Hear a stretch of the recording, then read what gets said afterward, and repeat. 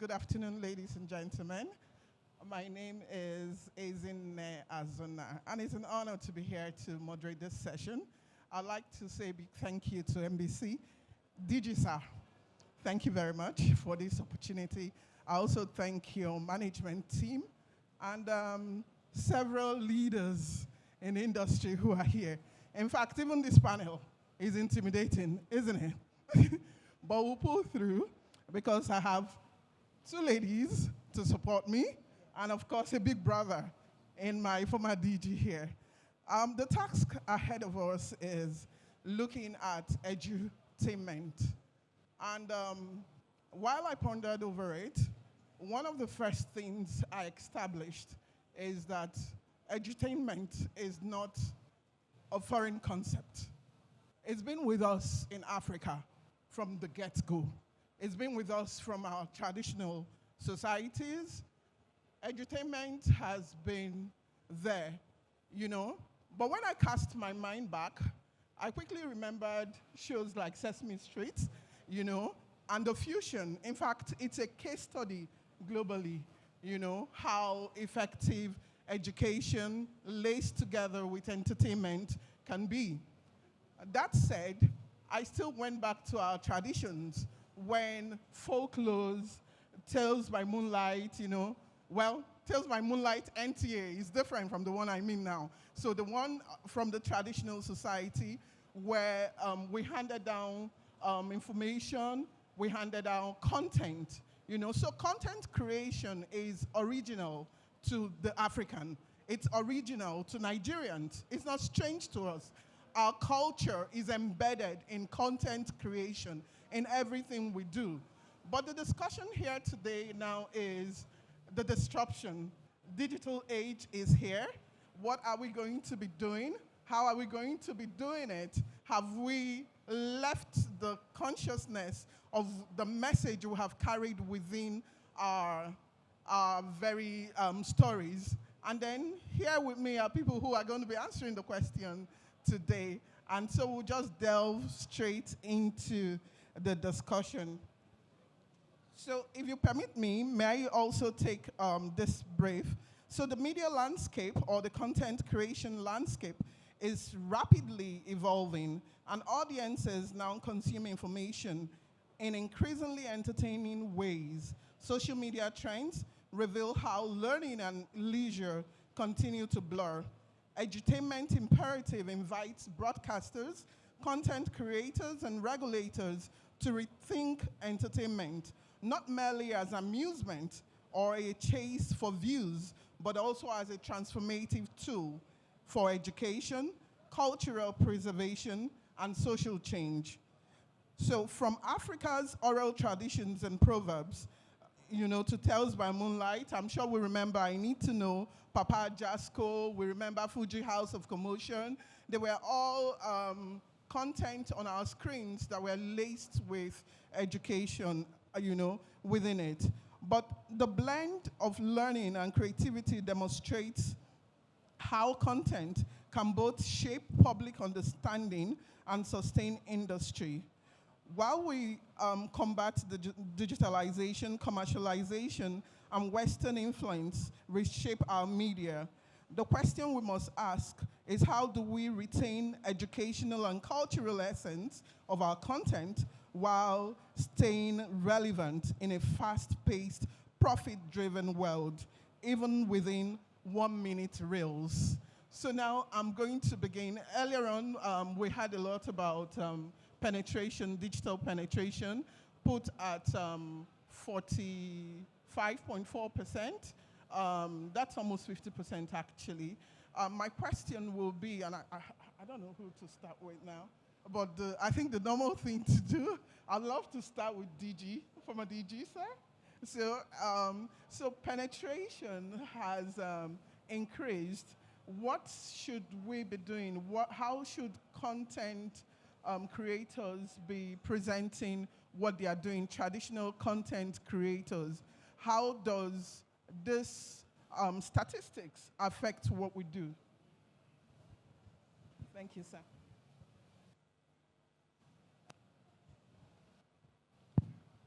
Thank you very much, isn't it? I want to thank the MBC for inviting me today.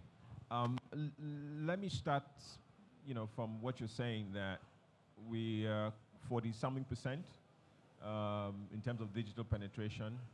And we saw earlier, I think Doctor was presenting that of this percentage, a higher number of young people.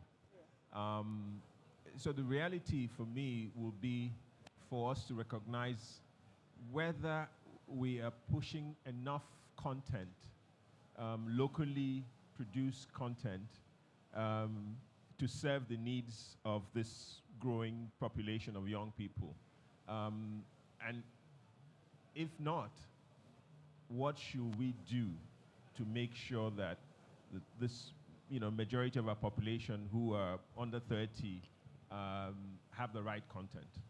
Is there a policy framework to ensure that this growing number of people have the, when I walked in here, I think I was talking to my lovely friend there that I just met, and I was saying to her, it's important for the government, as a matter of policy, to mandate. We already have existing funds within the Basic Education Fund, because, look, you cannot hope to succeed in educating young people if you can't entertain them first. So entertainment is what gets you through the door first, especially in this rapidly digital age.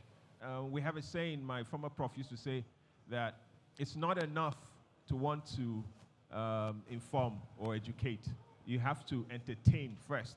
You have to, and it goes to what we're discussing here, that you have to use some form of edutainment. You talked about the show, from the American show that it's globally, everybody talks about it, and they use entertainment to teach young people.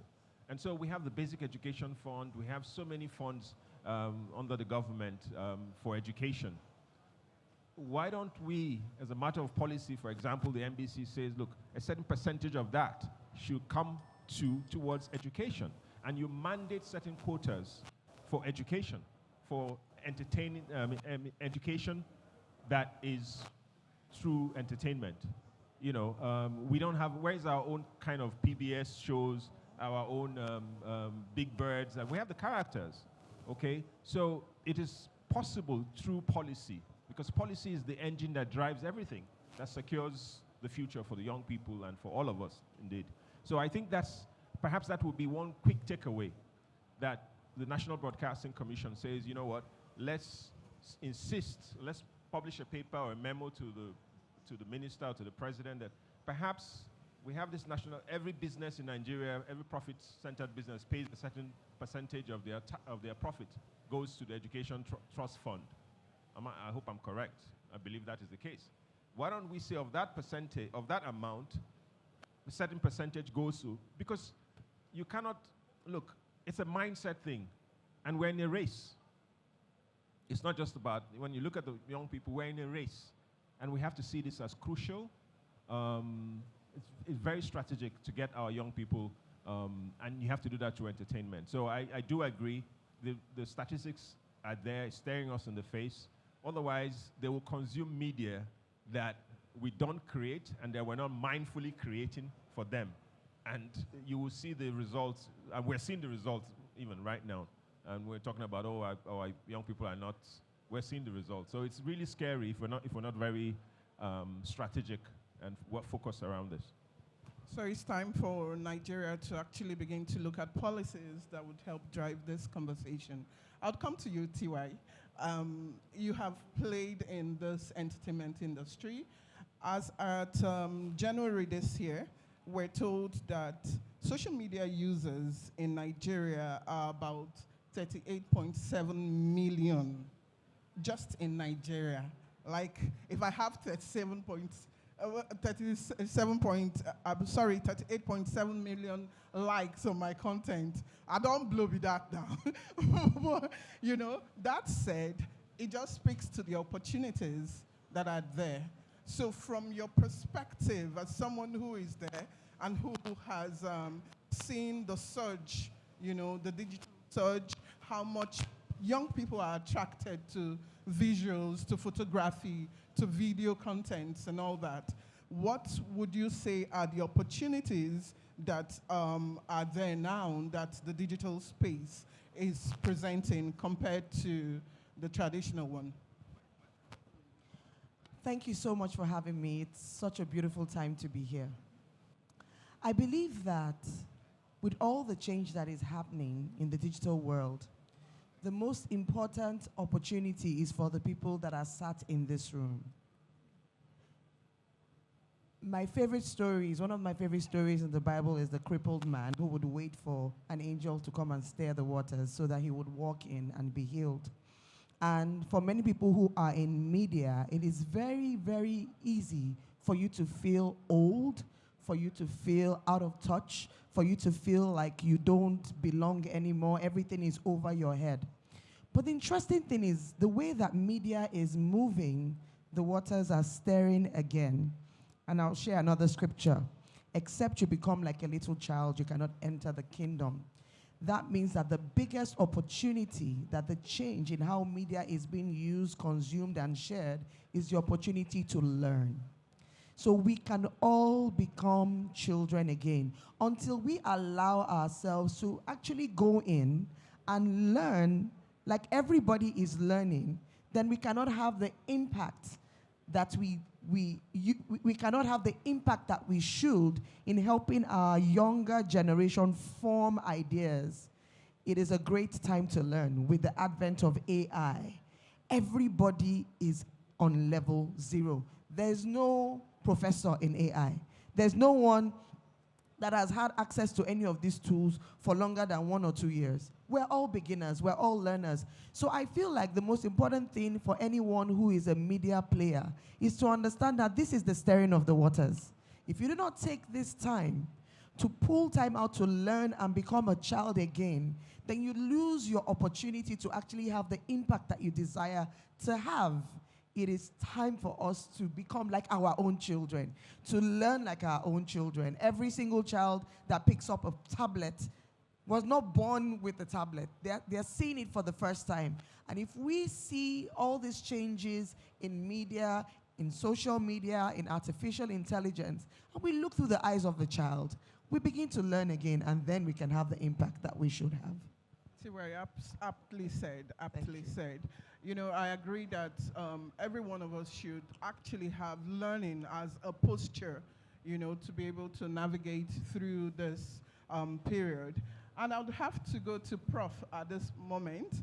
Prof, may I confess that while you spoke, I was just telling myself, isn't it the next time you're on your screen, you would be hearing Prof's voice behind you saying, get up, because I'm guilty as charged, you know. So that said, you know, one would want to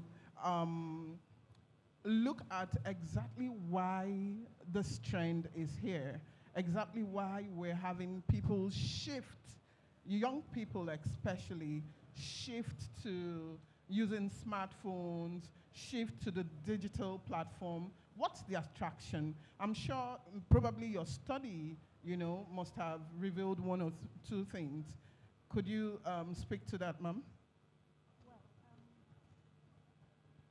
I think Temitope has he answered some of the question. You know, this we talk about civilization, we talk about different ages. I just think that this is the age, is the age of digital revolution, if I am allowed to use that word.